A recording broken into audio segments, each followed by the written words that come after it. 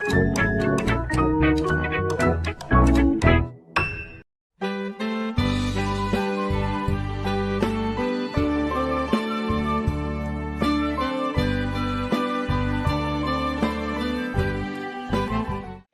paz do Senhor Jesus, irmãos. O meu nome é Juliana Muniz. Nós estamos aqui com mais um quadro Vivências, hoje com o nosso irmão e diácono Roberto Mendes. A paz do Senhor, Roberto. A paz do Senhor Jesus, Juliana, tudo bem? Tudo bem. Roberto, nós estamos aqui para que você conte um pouquinho sua experiência da sua vida como uma pessoa que recebeu o diagnóstico do transtorno do espectro autista, e gostaríamos que você contasse aos nossos irmãos, aos visitantes da igreja, como que foi a sua descoberta, com quantos anos você descobriu que você é autista. Amém. Uma satisfação poder contar essa trajetória, porque na verdade foi uma experiência que eu tive no Senhor. O que acontece? Desde os 7 anos eu passo por tratamentos. Minha família, mesmo que tenha uma condição muito favorável, é uma família muito simples no tratar, né, com as coisas da vida. E a minha família, desde que eu tinha 7 anos, começou a investigar várias dificuldades. Uma delas, a da escrita, da leitura, das questões emocionais e por aí foi. Então, passei por diversos diagnósticos, diversos tratamentos. Desde depressão infantil, a transtorno de ansiedade, dislexia, entre outras coisas. Antes de me converter, antes de ir para a igreja, eu tive um diagnóstico mais difícil. Depois de ter passado por vários diagnósticos, o último diagnóstico antes de eu me converter foi de esquizofrenia. Então, eu já comecei naquele período a usar medicações muito fortes. E aí, me converti, comecei a servir ao Senhor. Ir para a igreja era uma bênção, mas ao mesmo tempo havia algumas dificuldades, lidar com as pessoas, me organizar, me adaptar, enfim. Quando eu comecei a namorar, inclusive, minha esposa, esse diagnóstico foi confirmado de esquizofrenia. E assim, eu costumo dizer que ela casou com um esquizofrênico, né? Minha esposa não tinha outro diagnóstico para dizer para ela, senão de esquizofrenia. Então ela casou comigo. Tivemos a bênção, né, de casar na igreja, tudo direitinho. E no primeiro ano de casado foi uma bênção. Com quantos anos, Roberto? Com quantos anos?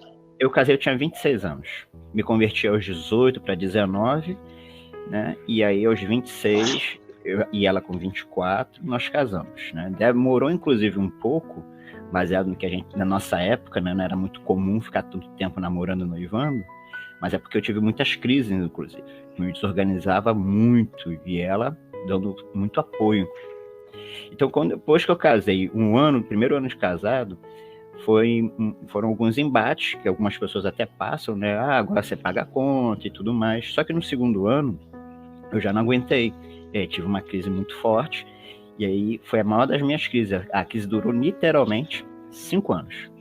Quando você fala sobre a crise, essa crise, como que aconteceu no sentido de você poderia explicar o que realmente o seu corpo ele reagiu, como que ele reagiu, como que funciona essa crise?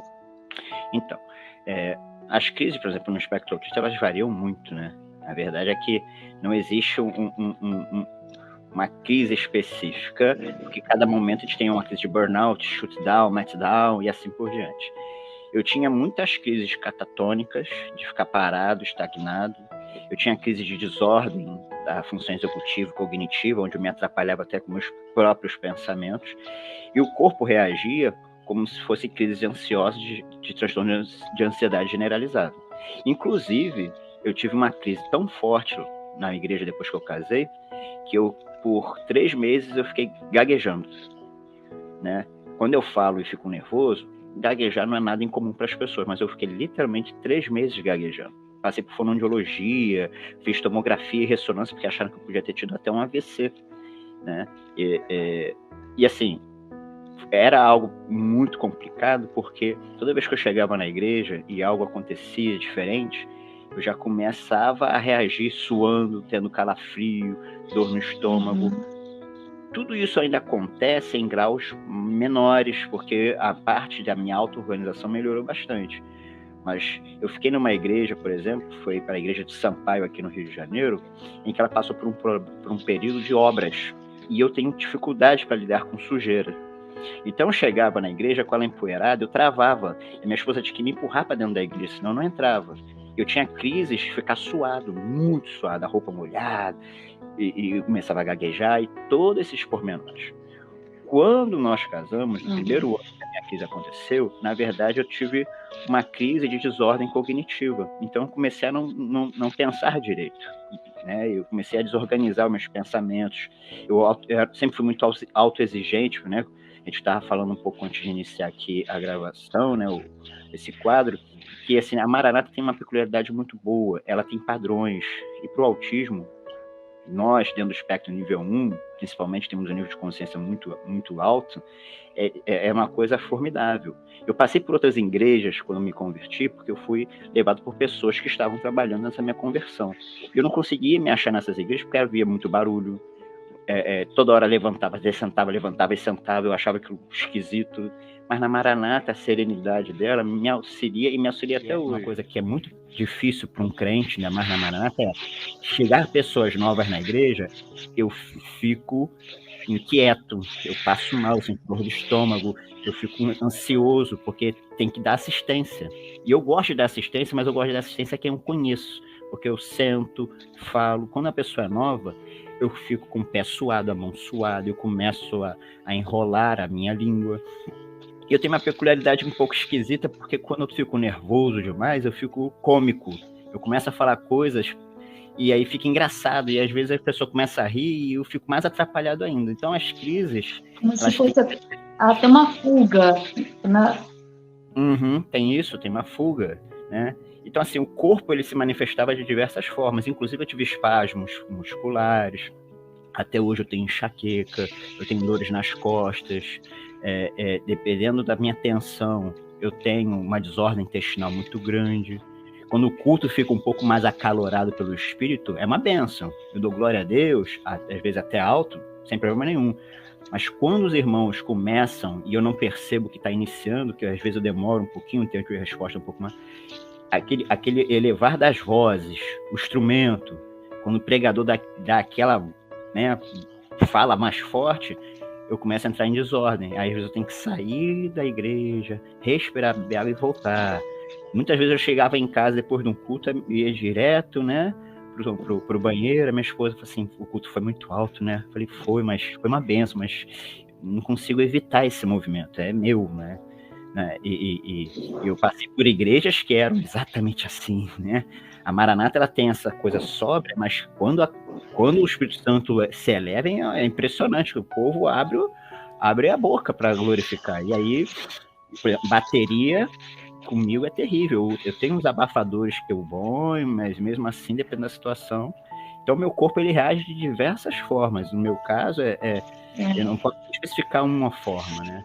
É importante esse relato, até que bem no início você falou que a crise ela acontece em diversas formas, e até mesmo é bom a gente sempre enfatizar que não é uma regra. Então, para outra pessoa, essa forma que é ministrado o culto não vai causar nenhuma crise, mas para outros sim. Então, depende.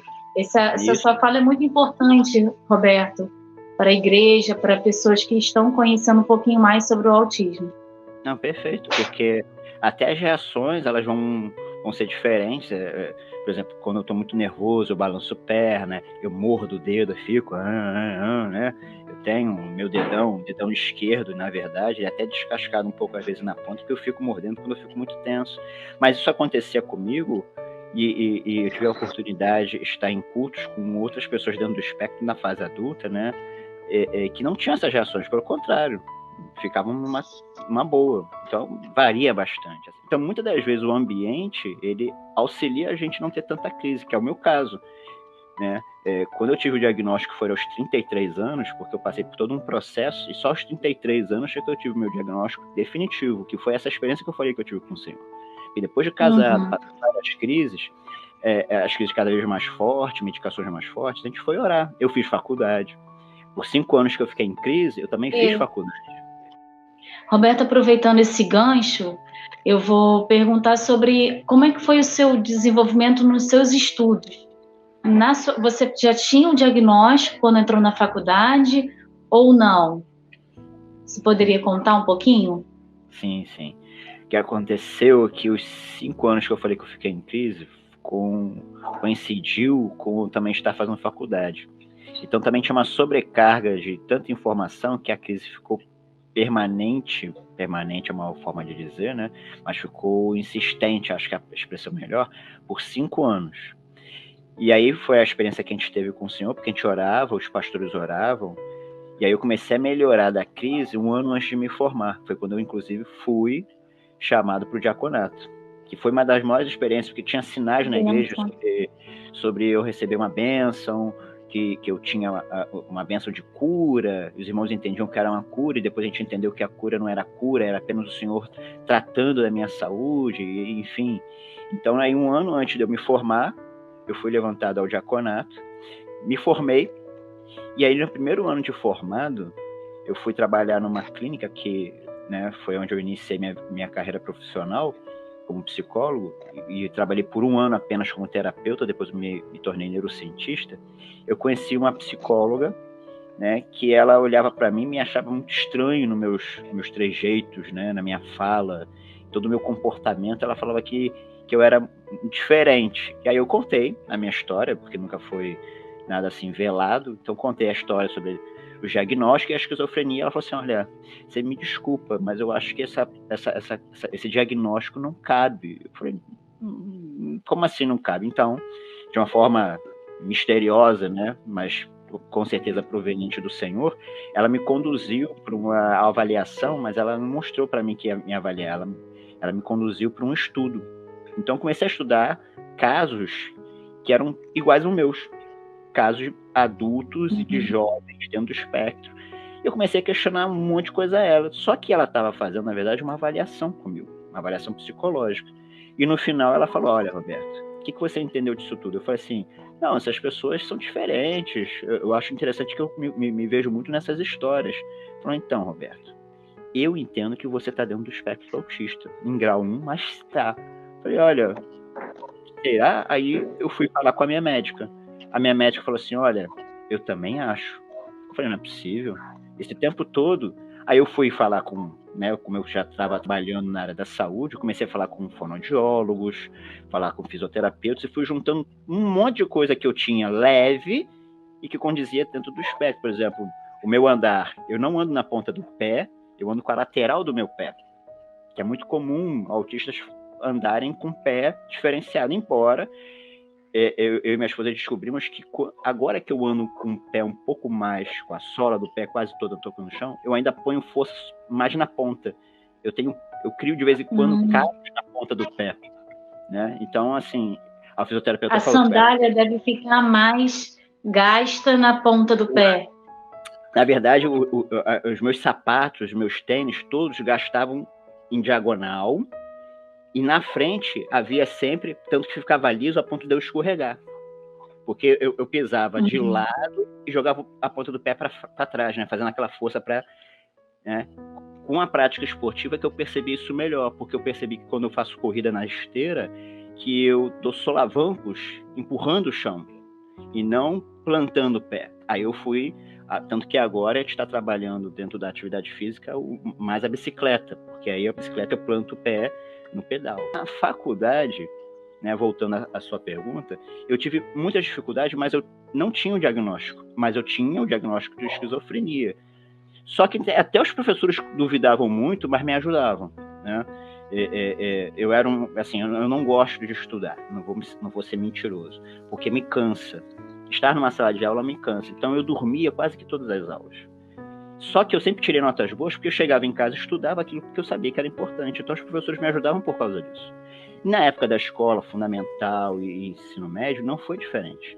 Eu até prestava atenção, mas o meu cérebro não acompanhava. Eu sempre tive um problema de compreensão e percepção. Eu lembro que ler texto sempre foi uma dificuldade, porque identificar as sutilezas do texto sempre foi muito difícil. Roberto, está sendo maravilhosa a interação e nós vamos para outra pergunta, que é qual é a importância da igreja na sua vida? Você já falou vários pontos aqui sobre a questão de como você aceitou o Senhor, e aí eu gostaria de você explicar um pouquinho e logo em seguida sobre os desafios do seu dia a dia, da parte do seu desenvolvimento, da sua vida secular. Você é um psicólogo, neurocientista, trabalha especificamente com pessoas que têm autismo, tem sua vida independente e tem um filho também. E aí eu gostaria que você fosse falar um pouquinho sobre essa parte, que com certeza nós vamos ter muitas famílias que vão se identificar com você, com a sua história, assim como você também se identificou no passado com a história de outras pessoas, e Deus agora está te usando como um vaso também na vida de outras pessoas. Amém, amém. Não, é uma bênção poder estar realmente falando sobre isso. Eu até uma vez comentei com a minha esposa que eu dei tanta palestra em outras denominações que eu ficava meio chateado de não poder falar isso na minha igreja. Mas é porque a gente passou também por um período muito simples, vamos dizer assim, no conhecimento, né? E agora nós estamos expandindo isso dentro da nossa denominação.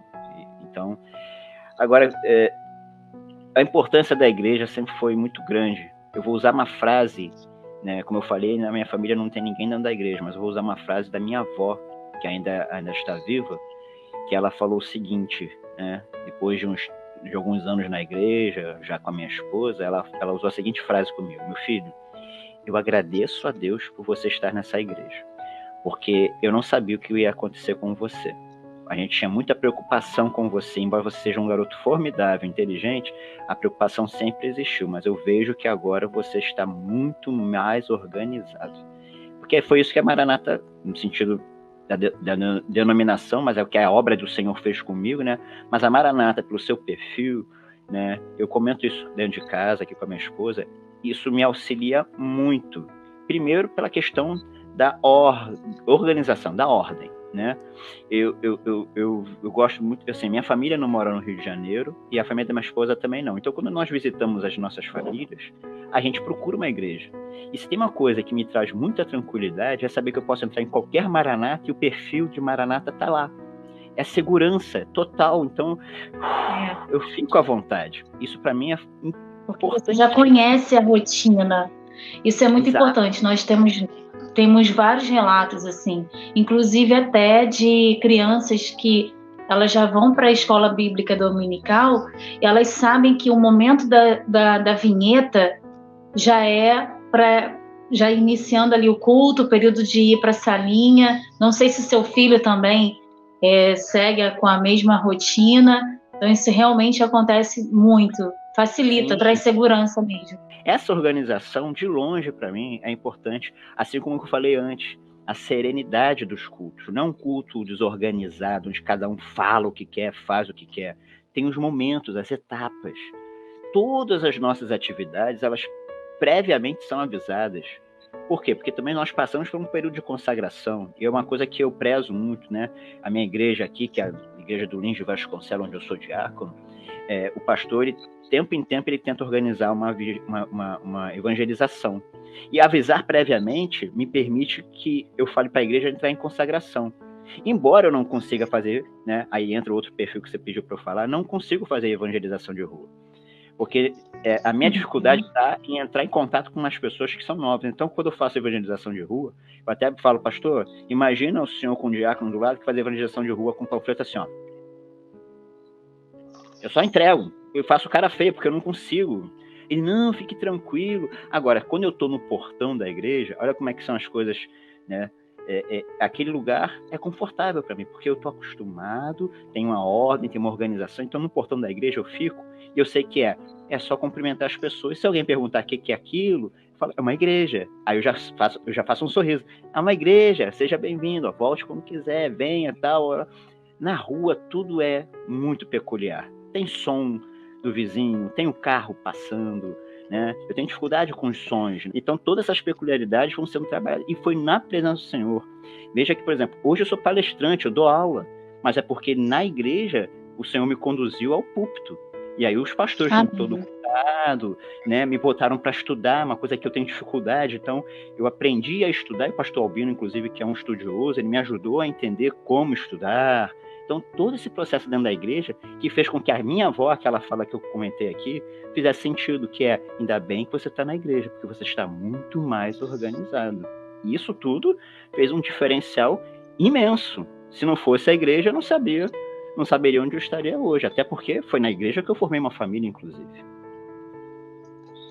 Amém. Roberto, essa conversa está chegando ao fim, mas vamos marcar outras interações, porque temos, num período tão curto, não dá para a gente explanar tanto conhecimento que você tem em relação até mesmo às descobertas do autismo, as diferenças que nós temos entre graus, e até para ajudar as famílias também.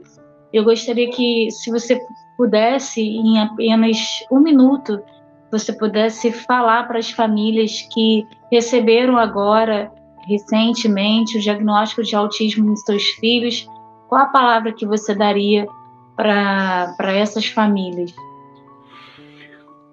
Amém. Como eu sou um avaliador, às vezes sou eu que dou essa notícia. Então, às vezes, eu tenho que falar exatamente isso que eu vou dizer agora. Essa criança ainda é seu filho. Não muda o fato de você amá-lo e ter que cuidá-lo. O que vai acontecer é que você precisa de uma orientação mais específica.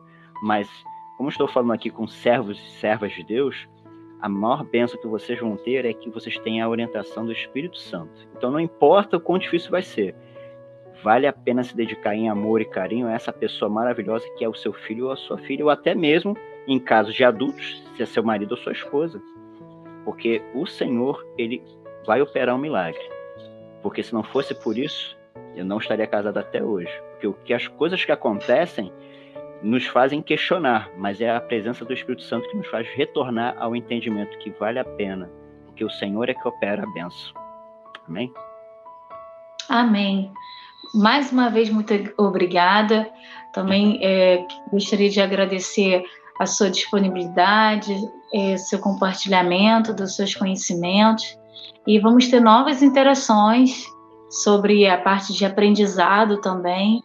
Vamos gravar num outro momento para que você possa falar sobre a parte da o início da sua escola, da sua escolarização, com mais detalhes, tá bom? Ok. Muito obrigada a todos por participarem também deste quadro. Fiquem com Deus. Qualquer dúvida, nós temos um e-mail que é acessibilidade@presbiterio.org.br. Esse quadro faz parte do quadro de acessibilidade da Igreja Cristã Maranata e tem como objetivo de ajudar, de auxiliar as famílias que já têm o diagnóstico dos seus filhos de autismo e outras que estão aprendendo, professoras que estão recebendo as crianças, adolescentes, jovens nas suas classes. E o Senhor tem dado uma grande bênção a este trabalho. Temos escolhido muitas experiências e pedimos aos irmãos para que continuem orando por esse trabalho, para que Deus possa abrir portas, o Senhor possa abençoar cada família que tem vivenciado não só a parte de autismo, mas também altas habilidades, TDAH, síndrome de Down, que novos trabalhos venham acontecer. A paz do Senhor, Roberto. A paz do Senhor Jesus. A paz do Senhor a todos. Amém.